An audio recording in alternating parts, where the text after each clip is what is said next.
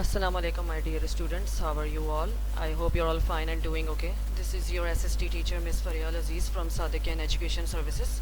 Today we'll be doing lecture number 25. Now let's begin. Okay, students, take out your book. We'll be reading section 2 history, chapter number 16, the road to independence. Take out page number 77. This is your last part 3 of the video. Then your chapter will be ended. Okay, the topic is Round Table Conference 1930 to 32. These produced an unfair allocation of seats for the Muslims provinces. Punjab, with 57% of the Muslim population, was offered 86.175 49% of the seats in the regional assembly. Round table conference आपको नाम से ही पता चल गया होगा. एक round table में ये लोग सारे बैठ के कॉन्फ्रेंस कर रहे थे. 1930 से 32 तक 2 साल तक ये चली थी. इसमें अनफेयर एलोकेशन ऑफ सीट्स हुई थी क्योंकि आपको पता होगा मोस्टली हिंदूज़ को ज़्यादा सीट मिल गई थी, मुस्लिम्स प्रोविंसेस को बहुत कम मिली थी. पंजाब 57% जिसमें मुस्लिम पॉपुलेशन था, लेकिन अगर आप देख सकते हैं कि 49% हमें दिया गया. 175 में से जस्ट 86 सीट. अगर आप 175 का आधा करें तो हमें एटलीस्ट उसका पूरा हाफ मिलना चाहिए था, जिसमें इन्होंने बहुत हमें कम दिया है. और ये सीट्स हमें किस में मिली थी? रीजनल असेंबली में. Sindh with 70.7% Muslims was offered. 60 में से 34 सीट्स 57%. सिंध 70.7% मुस्लिम की थी जो ऑफर हुई थी. 60 में से 34 सीट्स 57%. NWFP जो अब नाम हो गया Khyber Pakhtunkhwa with 92% Muslims was offered. 50 में से 36 seats with 72%. NWFP north west frontier province जो अब आपका KP के नाम हो गया, 92% मुस्लिम्स को यहाँ ऑफर हुई थी. ये हमें फ़ायदे में हुआ 72%. It is difficult to give individual figures for Balochistan. Balochistan को ज़्यादा नहीं दी गई क्योंकि इनको कोई फिगर नहीं दी गई है. The British organise round table conference in London from 1930 to 32 to try to sort matters out. British government ने ऑर्गेनाइज़ किया था ये राउंड टेबल कॉन्फ्रेंस लंदन में 1930 से 32 तक, ताकि हम दोनों के बीच में मैटर्स सॉर्ट आउट हो. कौन दोनों के बीच में? Muslims and Hindus. At first, Mr. Gandhi did not attend, but Mr. Jinnah did and stated the case for the Muslim people. पहले तो क्या हुआ, गांधी ने अटेंड नहीं किया, लेकिन मिस्टर जिन्ना उनको फ़ायदा मिल गया, उन्होंने अटेंड किया. तो उन्होंने क्या बोला कि मुस्लिम का सेपरेट स्टेट होना चाहिए. एट द सेकंड कॉन्फ्रेंस 1932, ये पहली कॉन्फ्रेंस थी. फिर सेकंड कॉन्फ्रेंस 1932 को हुई थी. मिस्टर गांधी अपेयर हो गए थे एंड मेयरली रिपीटेड इस demand for total Hindu majority rule. Gandhi आए, लेकिन उन्होंने बस एक ही बात कही जो उनके शुरू से ही थी कि बस टोटल हिंदू मेजॉरिटी रूल हो, बस हम हिंदुओं का राज हो, हमारा हिंदुस्तान है, मुसलमानों का नहीं है. ये इनका था. The third conference did take place but it made math with no success as none of the leaders attended. Third conference जो आखिरी कॉन्फ्रेंस थी 32 में, जिसमें कोई भी लीडर हमारा गया ही नहीं था, अटेंड नहीं की थी, तो वो समझे बेकार गई. In 1932, the British government issued the Communal Award, which said that Muslims would have 1/3 of the seats on any central legislative assembly and a percentage of seats on provisional assemblies according to the proportion of the Muslims in the population. फिर क्या हुआ, British government ने 1932 में एक award issue किया, communal award, जिसमें उन्होंने बोला हम मुस्लिम्स को 1/3 सीट देंगे. ठीक है, वैसे तो बहुत कम है, अगर देखा जाए तो 25% की बात कर रहे हैं, 1/3 आपकी अगर देखा जाए तो. ये सीट्स सेंट्रल लेजिस्लेटिव असेंबली में होगी और percentage of seats provisional assemblies में मिलेंगी. हाफ हाफ करके उन्होंने डिवाइड कर दी और कुछ प्रोपोर्शन मुस्लिम पॉपुलेशन को दी जाएगी. The Hindus were furious at what seemed a very moderate and fair decision and rejected the proposals out of hand. हिंदुओं को एज़ यूजुअल गुस्सा आ गया कि ये तो हमारे ऊपर कब्ज़ा करना चाह रहे हैं. ये एक तरीके से देखा जाए बहुत मॉडरेट और फेयर डिसीजन था. ये डिसीजन कोई किसी को नुकसान नहीं पहुंचाना था, लेकिन हिंदू ऑब्वियसली हम मुस्लिम से नफ़रत करते थे, तो इन लोगों को ये डिसीजन फेयर नहीं लगा और इन्होंने सोचा ये हम रिजेक्ट करते, हम नहीं मानते इन चीज़ों को. There were riots and violence all over the subcontinent and Gandhi want to starve himself to death unless the award was changed. यहाँ पर अचानक से जंग का माहौल शुरू हो गया था, वायलेंस, एक दूसरे को मारना पीटना, ये सब हो गया था इधर. और गांधी ने ये कसम खा ली, ये जब तक फैसला वापस ना लिया जाएगा मैं भूख हड़ताल करूँगा, भूख से मर जाऊँगा, ये अवार्ड को चेंज किया जाए, मुस्लिम्स को सीट ना दी जाए. मतलब इतनी हम मुसलमानों से नफ़रत इन लोगों को. If he had done so there would have been revolution in India with no doubt hundreds of thousands of Muslims slaughtered. अगर ये इस चीज़ में कामयाब हो जाते गांधी, तो इंडिया में एक इनकलाब आ जाता, जिसमें आपको ऑब्वियसली पता है, नो डाउट हम जो 100 या हज़ारों में मुस्लिम्स थे, हमें ये लोग मार देते, गला काट देते. ऑब्वियसली बात है, they hate us, so that's why they did this. Government of India act 1935. Next आपका ये लास्ट टॉपिक है, पेज 77 to 78 तक देखिए. गवर्नमेंट ऑफ इंडिया एक्ट 1935 को था. It may be added that Gandhi admitted that he had not read the act in full until 1942, 7 years later. Gandhi ने ये admit किया था कि मैंने पूरी बात समझी नहीं, ना मैंने सही से पढ़ी थी, लेकिन 7 साल बाद 1942 में उनको बाद में समझ आया कि चलें ये तो इन्होंने आधी सीट दी थी मुसलमानों को, इसमें कोई ख़राबी नहीं है. लेकिन इससे पहले इनको गुस्सा इतना हो गया था, गुस्सा तारी, कि हम मुस्लिम्स को क्यों इक्वल राइट्स दिए जा रहे. इक्वल फिर भी नहीं दिए जा रहे थे क्योंकि हम इनकी बराबरी कहाँ से करते हैं. ऑब्वियस सी बात है, हम जिसके अंडर होंगे तो वो तो भाई डोमिनेंट कंट्री है और मेजॉरिटी में थे, तो ऑब्वियस सी बात है उनको ज़्यादा मिलेगा, प्रेफर उनको ज़्यादा किया जाएगा या हमें. इंडिया तो हिंदुओं का ही है ऑब्वियसली, आपको पता है, और हम पाकिस्तानियों के लिए और हम मुसलमानों के लिए पाकिस्तान, तो ऑब्वियस सी बात है मेजॉरिटी में जो होगा तो वही डोमिनेंट कंट्री हो जाएगा. It had given him most of what he was demanding. If he had read the act earlier, the fate of India might have been very different at independence. इन्होंने बोला कि चले ठीक है, ये डिमांड इनका बिल्कुल सही था, राइट था. कह रहे थे अगर ये एक्ट पहले ही पढ़ लेते या पहले ही समझ लेते ये, तो आज जो इंडिया का अगर आप हाल देख रहे हैं या जो आज फ्यूचर में हुआ है इनके साथ, तो आज बहुत डिफरेंट होता. ये इंडिपेंडेंस और ये सब जो हुआ था तो ये सब नहीं होता, आज साथ में मिल के रह रहे होते. लेकिन ऑब्वियसली कहते हैं ना, जिसके दिमाग में भरा पड़ा होता है नफ़रत की आग, वो भी मुस्लिम्स के अगेंस्ट, तो वो यही उसके दिमाग में आ जाता है, यही बात पड़ जाती है, तो वो और कुछ उसको दिखाई और सूझता नहीं है. बस उसके बाद होता है नफ़रत आ जाती है, नफ़रत और बदले की आग आ जाती है. The Montagu-Chelmsford reforms were not very popular because they excluded the Muslims who were generally poor. In some areas, the Sikhs was overrepresented, and the Congress also rejected this proposal as they did not want to work with the Muslims. Montagu-Chelmsford reforms जो आपने पिछले lecture में पढ़ा होगा, ये बहुत popular था. ये रिफॉर्म इन्होंने बनाया था. इन्होंने इसमें क्या किया था, मुस्लिम्स को निकाल दिया था, क्योंकि इस वजह से एक्सक्लूड करना, निकाल देना, क्योंकि वो मोस्टली बेचारे पुअर थे, गरीब थे. इन सम एरियाज़, कुछ एरिया में सिक्स थे जो ओवर रिप्रेजेंटेड थे, उनको ज़्यादा लिया गया था सीटों पर, उन्होंने कब्जा किया था. और जो कांग्रेस था उन्होंने भी ये प्रपोजल रिजेक्ट किया था क्योंकि ये लोग मुस्लिम्स के साथ काम नहीं करना चाहते थे. The round table conference failed because of the implacable uncompromising attitude of Gandhi demanding that all of his conditions be fulfilled. Round table conference fail इस वजह से ही हुआ था क्योंकि गांधी कॉम्प्रोमाइज़ नहीं करना चाह रहा था. उसका एटीट्यूड इसी पर ही था कि हम अलग से रहें, हमारा ही ज़्यादा वो हो, हमारी डिमांडिंग कंट्री हो, हमारी कंडीशन फुलफिल हो और मुस्लिम्स को सीट्स ना दी जाएं. Jinnah on the other hand was more conciliatory and looked favorably on what seemed a reasonable solution suggested in the communal award. Jinnah on the other hand, आपको पता है वो कूल माइंडेड थे, गांधी की तरह नहीं थे, जैसे उनकी तरह सोच रखना. वो चाह रहे थे, उन्होंने फेवरेबली काम किया था और वो चाह रहे थे कि ये इसमें कोई हल निकल जाए, सोल्यूशन निकल जाए, कोई reasonable.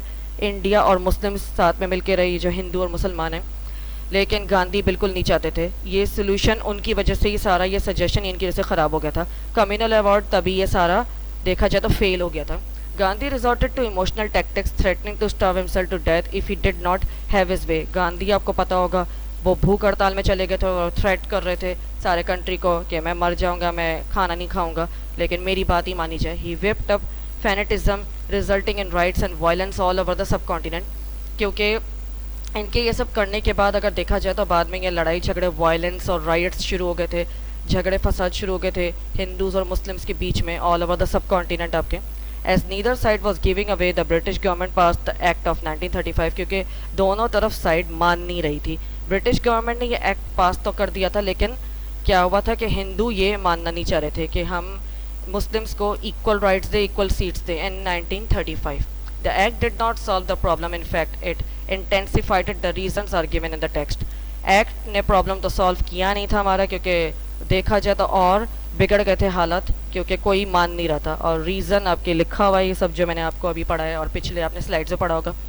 Jinnah's 14 points drew the Muslims' attention to their possible situation under a Congress-led government and strengthened the Muslim demand for a separate homeland independent of the Hindus as well as British. Jinnah 14 points उन्होंने इसके against बनाए थे ताकि मुस्लिम इसकी तरफ attention हो, इसकी तरफ माइल हो, क्योंकि ये पॉसिबल सिचुएशन था कांग्रेस लेड गवर्नमेंट इसके सामने दिखाने के लिए कि हम मुस्लिम लीग, हम लोग स्ट्रेंथ में बहुत ज़्यादा हैं और हमारा डिमांड हो सके सेपरेट होमलैंड का, इंडिपेंडेंट कंट्री हो, ताकि हिंदू से हम अलग हो सके, एज वेल एज ब्रिटिश. और ब्रिटिश से भी ऑब्वियस ही बात है, ब्रिटिश आपको पता होगा कि हिंदू से ज़्यादा उनकी थी रहम दिली जो भी थी, तो वो मुस्लिम से बहुत कम ही था उनका.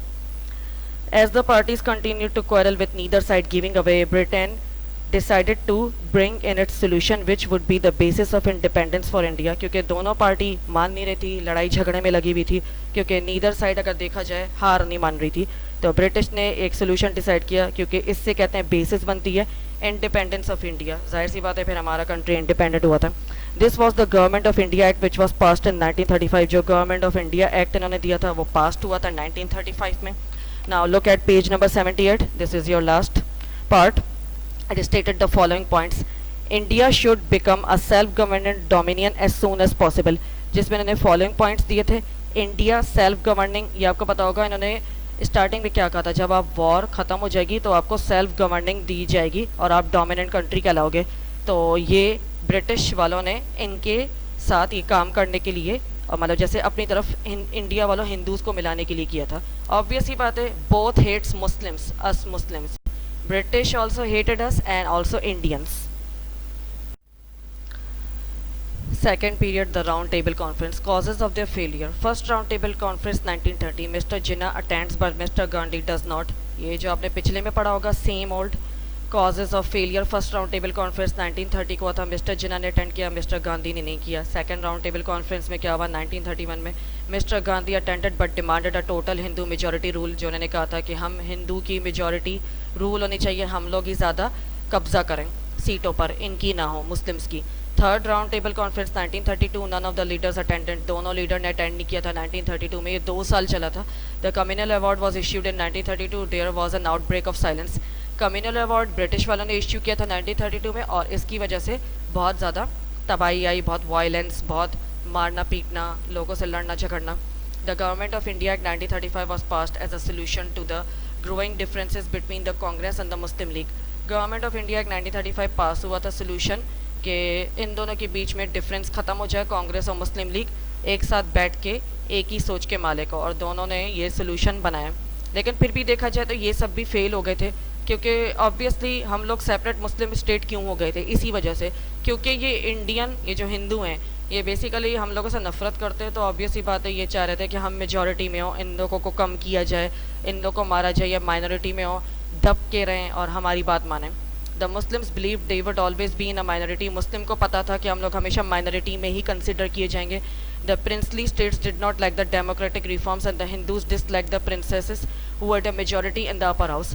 जो प्रिंसली स्टेट था, जहाँ ये शहजादे शहजादियाँ रहते थे, इनका ये जमहूरी रिफॉर्म्स था, डेमोक्रेटिक, और हिंदूज़ को इनके ये पसंद नहीं आ रहे थे डिसीशन। ये जो प्रिंस वगैरह मेजॉरिटी में थे और अपर हाउस में थे, वो चाह रहे थे हम हिंदूज़ को भी दी जाए, क्योंकि आपको पता होगा अब भी मोस्टली जो इंडियन है वो कुछ जैसे कास्ट के होते हैं ना, उनको बिल्कुल डाउन समझते हैं और उनमें ये लोग शादी वगैरह भी नहीं करते, आपको ये पता होना चाहिए, क्योंकि ये मोस्टली कुछ हिंदूज़ हैं, ये अपने आप को ज़्यादा मानते हैं। जैसे इनके यहाँ इनको कम समझा जाता है, एक कास्ट है, आई फॉरगॉट द कास्ट, उसमें ये लोग वो नहीं करते, ना लड़का देते ना लड़की, ये मतलब उनको कम समझा जाता है। तो ऑब्वियसली उस ज़माने में ये माइंड इनमें भरा हुआ था कि ये प्रिंस स्टेट ये हम पर क्यों वो कर रहे हैं, हम पर क्यों राज कर रहे हैं, हमें ऊपर होना चाहिए। Effects of the failure rights and violence agitation against the government, क्योंकि ये सब देखा जाए तो ऑब्वियसली सारे ये फेल हो गए थे, ये जो भी एक्ट लाए थे या कॉन्फ्रेंसेस, राइट्स हो गए थे, वायलेंस ही हो गई थी, एक दूसरे के बीच में झगड़ा हो गया था। It should have a federal system, a central government for the whole of the subcontinent with provisional assemblies for different regions. देखा जाए कि ये फेडरल सिस्टम था, central government for the whole of the subcontinent with provisional assemblies for different regions, and there would be 11 provinces with Sindh, Bombay and Orissa being separate provinces. और ये लोग चाह रहे थे 11 प्रोविंस, आपके 11 सूबे अलग हो, जिसमें सिंध हो, बॉम्बे और ओडिशा ये सेपरेट प्रोविंस कंसिडर किया जाए। Ministers in the Viceroy's cabinet, the real powerhouse of government, would be responsible to the mainly elected central legislative assembly. Minister जो वाइसराय के थे कैबिनेट के, ये इनके पास असली पावर हो, ये गवर्नमेंट को लीड करें, यही रिस्पॉन्सिबल हो मेनली इलेक्शन के ऊपर, जो ये सेंट्रल लेजिस्लेटिव असेंबली में जितने भी ये कर रहे थे कैंडिडेट या मेंबर्स जो भी कर रहे थे ये सिलेक्ट, यही करें। Except for defence and foreign affairs everything would be in the hands of the provisional assemblies. Defence और फॉरेन अफेयर्स को छोड़कर, डिफेंस जो आपके कंट्री को डिफेंड करती है, आर्मी वगैरह, इसको कहते हैं डिफेंस, और फॉरेन अफेयर्स इसको छोड़कर बाकी जो सब कुछ हाथ में प्रोविजनल असेंबली के हाथ में। Full dominion status with all powers in the hands of the people of the sub continent would come in the near future.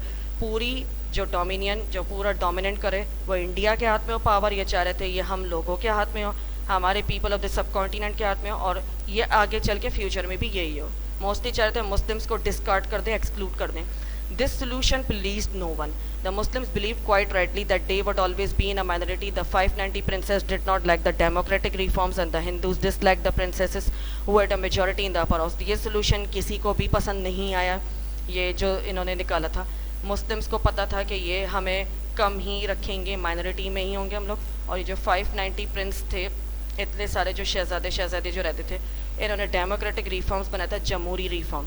Hindus को इन लोगों की आइडियाज़ बिल्कुल पसंद नहीं आते थे, वो चाह रहे थे ये लोग हट जाए, ये लोग क्यों है मेजॉरिटी में, अपर हाउस में हमें होना चाहिए।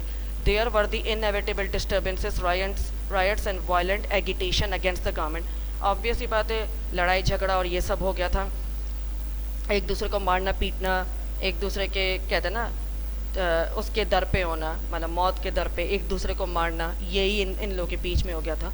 तो ऑब्वियसली अब देखा जाए, अब हम लोग सेपरेट मुस्लिम स्टेट हो गए हैं। पाकिस्तान 14 अगस्त 1947 को आज़ाद हुआ था इसी ही वजह से। ये अब आपने पूरी हिस्ट्री पढ़ ली, अब आपको समझ आ गया होगा कि क्या हुआ था। This is your picture, I have also pasted over here, page number 77 में आप देख सकते हैं। The second round table conference जब हुई थी लंदन में 1931, ये सब की पिक्चर है, आप ये देख सकते हैं। पिक्चर में भी कौन कौन बने हुए, सारे बैठे हुए। ये आपके सेकंड राउंड टेबल कॉन्फ्रेंस में जब आए थे मिस्टर गांधी और मोहम्मद अली जिन्ना, सब बैठे हुए, आपको नज़र आ रहा होगा। Okay students, I hope you all understand which I have taught you up till now. ये आपका चैप्टर ख़त्म हो गया है, आपको आई होप समझ आ गया होगा। अब आपका ये होमवर्क असाइनमेंट है, वर्कशीट भी करनी है आपको कॉपी में, मैंने आपको अलग से स्लाइड भेजी है, पीडीएफ से आपको देख के करना है। चैप्टर 15 और 16 दोनों की मैंने अलग बना दी है। नेक्स्ट टाइम मैं आपको दोनों साथ दे दिया करूँगी, worksheet with your question and answers. Okay, and do this in your copy में आपको करना है। Okay, until then take care now, Allah Hafiz, and I will be back again with your new chapter next time.